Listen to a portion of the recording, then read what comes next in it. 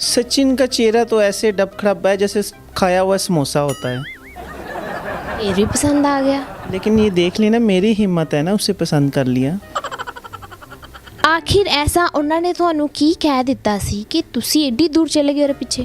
असल में उसने मुझे पता क्या कहा था, उसने कहा था आपको मैं समोसा खिलाऊंगा, पानी पूरी खिलाऊंगा, पाव भाजी खिलाऊंगा, वहाँ की बहुत सी चीज़ों का बताया, और वो भी फ्री में। मतलब फ्री ਦੇ ਚੱਕਰਾਂ 'ਚ ਮੁਲਕ ਛੱਡ ਦਿੱਤਾ। सारी उम्र ਤੁਸੀਂ इंडिया 'ਚ रहना चाहते हो? सारी ज़िंदगी मैं सचिन के साथ रहूँगी, उनके कदमों में बैठूँगी, उनके चरणों में बैठ जाऊँगी। ਉੱਥੋਂ ਕੀ ਲੱਭਣਾ ਵਾ, वो ही आनी है। ज़ाहिरी बात है, वो तो आती है। 6-6 दिन वो सोख अपनी चेंज नहीं करते, वो तो आएगी। फिर मुझे भी मजबूरन, जब मेरा नींद नहीं ना मुझे आती, सर में दर्द होती है, फिर मैं उसके जाके चरण सूम लेती हूँ। अस्सलाम वालेकुम नाज़रीन, मैं ਤੁਹਾਡੀ मेज़बान अबीरा खान। ਤੇ ਅੱਜ ਦੀ ਵੀਡੀਓ 'ਚ ਮੈਂ ਤੁਹਾਨੂੰ ਮਿਲਵਾਉਣਾ ਚਾਹੁੰਦੀ ਕਿਸੇ ਨਾਲ ਬਹੁਤ ਜ਼ਿਆਦਾ ਸੋਸ਼ਲ ਮੀਡੀਆ ਤੇ ਇੱਕ ਸਟੋਰੀ ਵਾਇਰਲ ਹੋ ਰਹੀ ਆ। ਸੋ ਪਾਕਿਸਤਾਨ 'ਚ ਨਹੀਂ, ਇੰਡੀਆ ਦੇ ਵਿੱਚ ਵੀ ਉਹਦਾ ਰੌਲਾ ਪਿਆ ਵਾ, ਦੋਨੇ ਮੁਲਕਾਂ 'ਚ ਰੌਲਾ ਪਿਆ ਹੈ। ਤੇ ਇਸ਼ਕ ਦੀ ਸਟੋਰੀ, ਇਸ਼ਕ ਕਿੰਜ ਹੋਇਆ, ਕਿਉਂ ਹੋਇਆ, ਇਹ ਜਾਣਦੇ ਹਾਂ ਆਪਾਂ। ਸਾਡੇ ਨਾਲ ਮੌਜੂਦ ਅੱਜ ਸੀਮਾ ਚੜ੍ਹ ਗਈ ਮੇਰੇ ਹੱਥੇ। ਸੋ ਇਹਨਾਂ ਨਾਲ ਗੱਲਬਾਤ ਕਰਦੇ ਹਾਂ, ਪੁੱਛਦੇ ਇਹਨਾਂ ਦੀ ਲਵ ਸਟੋਰੀ ਕਿੰਜ ਸ਼ੁਰੂ ਹੋਈ ਤੇ ਕਿੱਥੇ ਤੱਕ ਪਹੁੰਚੀ ਤੇ ਇਹ ਇੰਡੀਆ ਕਰਨ ਕੀ ਗਈ, ਹੈ ਨਾ।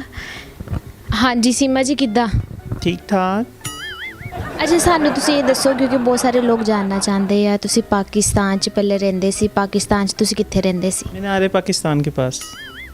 ਅਰੇ ਪਾਕਿस्तान, ਅਸੀਂ ਤਾਂ ਸੁਣਿਆ ਤੁਸੀਂ ਸਿੰਧ 'ਚ ਰਹਿੰਦੇ ਸੀ। सिंध में भी रहती हूँ, इस्लामाबाद में भी रहती थी, मीनारे पाकिस्तान भी। ਮਤਲਬ ਘੁੰਮਦੇ ਫਿਰਦੇ ਰਹਿੰਦੇ ਸੀ। हाँ, घूमती फिरती रहती हूँ। ਬੜੀ ਅਵਾਰਾ ਤਬੀਅਤ ਆ, ਘੁੰਮਦੇ ਫਿਰਦੇ ਰਹਿੰਦੇ ਸੀ। ਅੱਛਾ, ਮੈਨੂੰ ਇਹ ਦੱਸੋ, ਤੁਹਾਡੇ 4 ਬੱਚੇ, हाँ जी। ਇਹ ਇੰਨੀ ਤਰੱਕੀ ਏਡੀ ਛੇਤੀ? बस पाकिस्तान में रह रहे थे ना, चाइना वाले तरक्की कर रहे, मैंने कहा मैं भी तरक्की कर लूँ। फिर मैंने अपने हस्बैंड को कहा कि हमें भी तरक्की करनी चाहिए। उसने कहा चलो मुझे आज का रात दे दे, मैं आपको सुबह बता दूँगा। ਅੱਛਾ, ਮੈਨੂੰ ਇਹ ਦੱਸੋ कि ਤੁਹਾਨੂੰ सचिन ਨਾਲ ਜਿਹੜਾ ਇੰਡੀਆ ਦੇ ਵਿੱਚ ਬੈਠਾ, ਉਹ ਨਾਲ ਪਿਆਰ ਹੋਇਆ ਕਿੰਜ? वो मुझे बहुत शौक था पबजी खेलने का। खेलती खेलती मुझे एकदम पूर्ण लड़ गया, जिसकी वजह से सचिन से मुझे मोहब्बत हो गई। ਇਹ ਪਬਜੀ ਵਿੱਚ ਵੀ ਭੂੰਡ ਹੁੰਦੇ ਲੜਨ ਵਾਲੇ? हाँ ना, होते हैं ना, जिस तरह लोग बाहर पूंडी करते हैं, वहाँ पे पूर्ण मुझे ये लड़ गया था सचिन। ਅੱਛਾ, ਤੇ ਪਬਜੀ ਦੇ ਵਿੱਚ ਹੁੰਦਾ ਕੀ ਆ? पबजी गेम में असल में सच बताऊं तो मुझे पबजी खेलनी नहीं आती थी। मैं भागती जाती थी तो सचिन के पीछे से आवाज़ आती थी, फायर करो फायर करो फायर। मैं कहती पता नहीं कौन सा फायर। ਫਿਰ ਤੁਸੀਂ ਕੀ ਕਰਦੇ ਸੀ? मुझे तो गोली भी चलानी नहीं आती थी। फिर सचिन ने कहा ये वाला बटन प्रेस करो, यहाँ से गोली चलेगी। गोली चलती चलती 3 दफ़ा तो मैंने सचिन को ही मार दिया। ਅੱਛਾ, ਵਾਹ, ਇੰਨੀ ਮੁਹੱਬਤ ਸੀ ਕਿ ਉਹਨਾਂ ਨੇ ਗੋਲੀ ਚਲਾਣੀ ਵੀ ਸਿਖਾਈ।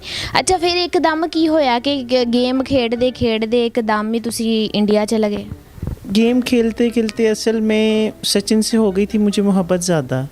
ठीक है, उससे मैंने पूछा कहाँ पे रहते हो, कहता है उत्तर प्रदेश में रहता हूँ।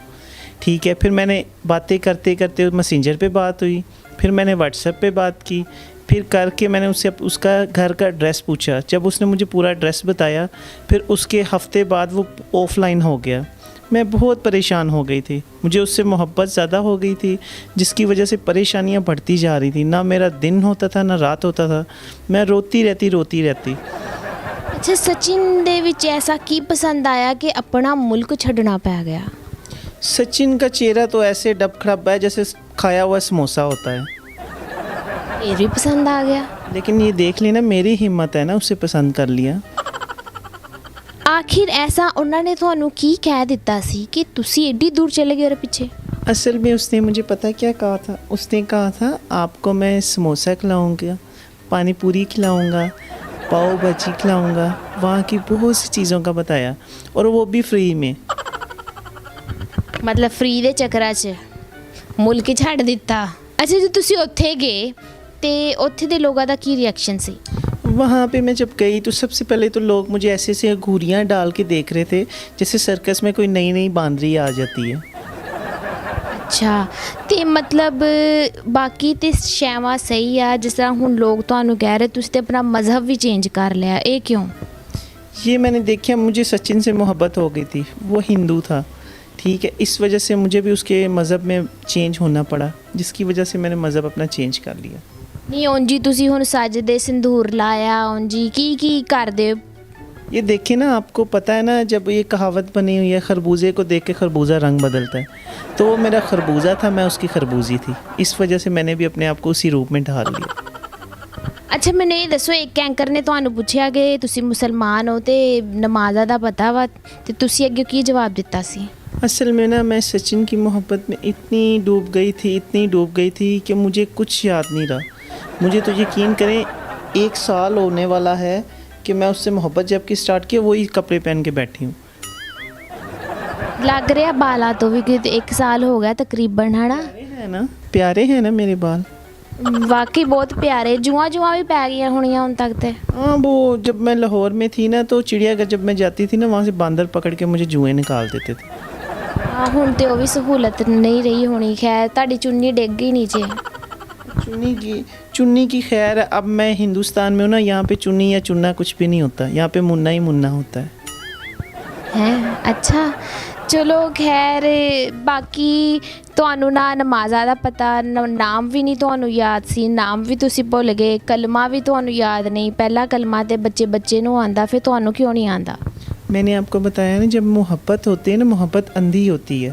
मुझे उससे मोहब्बत हुई, उसने मुझे से मोहब्बत की, मैंने उसका कहना माना, उसने मेरा कहना माना। इस वाकई अन्नी तो हुंदी देख लिया सी कि किन्नी अन्नी हुंदी है, ਤੇ ਤੁਹਾਨੂੰ ਤੇ ਬੰਦੇ 'ਚ चिब भी नहीं नज़र आया ना, इन्नी अन्नी सी मोहब्बत। नहीं, असल में सचिन से मोहब्बत हुई है। वैसे तो उसका फेस तले हुए पापड़ की तरह लगता है, ठीक है, जैसे बच्चे को इस तरह करते हैं ना, मुंह से पकड़ इस तरह तो प्रेस हो जाता है, उसका वैसे ही प्रेस हुआ हुआ। उसकी माता ने उसका मुंह पकड़ के ऐसे प्यार किया था, उसका वहीं पे एल्फी लगा दी थी। उसकी समझ ही नहीं आती, वो क्या चुपी हुई अम्बी की तरह उसका मुँह लगता है हर टाइम। हाँ आ भी सही आ। अच्छा हुण अगर तुहानू पाकिस्तान की हुकूमत कहे कि वापस आओ पाकिस्तान च, असी इंडिया च नहीं रहन देना, तो की करोगे? नहीं, असल में ना, मैं यहाँ पे बहुत खुश हूँ, क्योंकि उसकी बहनें, उसकी भाई, सारे जितने भी हैं ना, असल में जो से देवर है ना, वो मुझे गुदगुदाड़ियाँ निकालते हैं, जिस वजह से ही करके हंसती रहती हूँ। असल में सही जो सी माँ होती है, वो भी यही चाहती है कि मेरी बेटी खुश रहे, हंसती रहे। तो देखिए, मैं खुश हूँ, मेरी माँ वहाँ पे खुश होगी। अच्छा जी चलो, बाकी एक होर गल मैं तुहानू पूछना चाहती हाँ कि ये दसो कि तुहाडा जिहड़ा पहला बंदा वा, ते ओह ते तुहानू कहंदा वापस आई आ, और ते तरस नहीं आंदा तुहानू? उस पर तरस नहीं ना आता। असल में वहाँ पे मुझे इंजॉयमेंट नहीं मिलती थी, वहाँ पे खाना बनाना पड़ता था, सब कुछ होता था, रात को उसका बासी मुंह देख के सोना पड़ जाता था। तो करके वापस नहीं जाना रखो, यही बात है। अच्छा तुसी इंडिया दे विच चले गए, तुहानू पुछ गिछ नहीं कीती गई, ते हुण ओही लोग कह रहे आ कि तुसी पाकिस्तानी जसूस हो, तुसी वाकई जसूस हो? हाँ जी, मैं जसूस हूँ। मैं उसका आपको बताती हूँ कि यहाँ पे टिंडों के रेट मैं जसूसी करने आई थी। टिंडो, मटर, गोभी, आलू, सबका रेट मैं ना जसूसी करने आई थी यहाँ पे। पाकिस्तान च बहुते महंगे है? हाँ जी। तो रेट का पता करना आए सी, जसूसी करना आए सी? रेट की जसूसी करने आई थी। कर लई? हाँ जी कर ली। इसलिए तो मैं वापस चली गई हूँ ना, अपने सचिन जानू के पास। अच्छा ये इंडिया गई है जी जसूसी करन, वाकई जसूस आ पाकिस्तान दी, लेकिन ये जसूसी करन गई है कि सब्जी दे टिंडिया दे रेट की आ, आलू दा रेट की, प्याज दा रेट की आ, है ना, ताकि चंगी तरह खा पी सके ना उत्थे। अच्छा डेली दी रूटीन की है तुहाडी? डेली दे विच सबसे पहले ना, मैं माता पिता का जाके आशीर्वाद लेती हूँ, फिर मैं और सचिन जाते हैं उधर मंदिर में, जाके हम दोनों प्रसाद चोरी खाते हैं, फिर उसके बाद हम मंदिर के बाहर बैठ के हम पैसे इकट्ठे करना शुरू हो जाते हैं। पैसे इकट्ठे करना? अच्छा उन सचिन करदा की है? मैंने आपको बताया ना, सचिन बड़ी मेहनत से मजदूरी करता है, मंदिर के बाहर बैठ के पैसे इकट्ठे करता है। मांगत पुणा? हाँ जी मांगते हैं ना, लेकिन किसी से तो नहीं ना मांगते, वो मांगते ही हैं। अच्छा ਤੁਹਾਨੂੰ ਜਿਸ ਤਰ੍ਹਾਂ ਪਾਕਿस्तान ਦੇ ਕਈ ਲੋग ਲਾਂਤਾ ਭੇਜ ਰਹੇ ਆ, ਤੇ ਤੁਹਾਨੂੰ ਕਿੰਜ ਦਾ ਮਹਿਸੂਸ ਹੋ ਰਿਹਾ? लानते तो मुझे वैसे भी पहले भी पड़ती थी, मैं मजबूर नहीं हूँ, ठीक है, मैं अपनी खुशी से आई हूँ और मुझे इस लानतों का कोई फ़र्क नहीं पड़ता। जिसको रोज़ लानतें मिलती हों उसको एक दो लानतों से कुछ नहीं जाता। ਮਤਲਬ ਆਦੀ ਹੋ ਤੁਸੀਂ? हाँ जी, आदी हो चुकी हूँ मैं। ਅੱਛਾ ਹਾਂ ਆ ਵੀ ਸਹੀ ਆਦਤ ਪੈ ਗਈ ਹੈ। ਅੱਛਾ ਪਾਕਿਸਤਾਨ ਦੀ ਯਾਦ ਨਹੀਂ ਆਉਂਦੀ ਹੁਣ ਤੁਹਾਨੂੰ? पाकिस्तान की याद मुझे कभी भी नहीं अब आएगी, क्योंकि सचिन का मोहब्बत मुझे इतनी मिल गई है, उसके घर वालों से इतनी मिल गई है। अब मुझे क्या करना है पाकिस्तान जाके? ਸਾਰੀ ਉਮਰ ਤੁਸੀਂ ਇੰਡੀਆ 'ਚ ਰਹਿਣਾ ਚਾਹੁੰਦੇ ਹੋ? सारी ज़िंदगी मैं सचिन के साथ रहूँगी, उनके कदमों में बैठूँगी, उनके चरणों में बैठ जाऊँगी।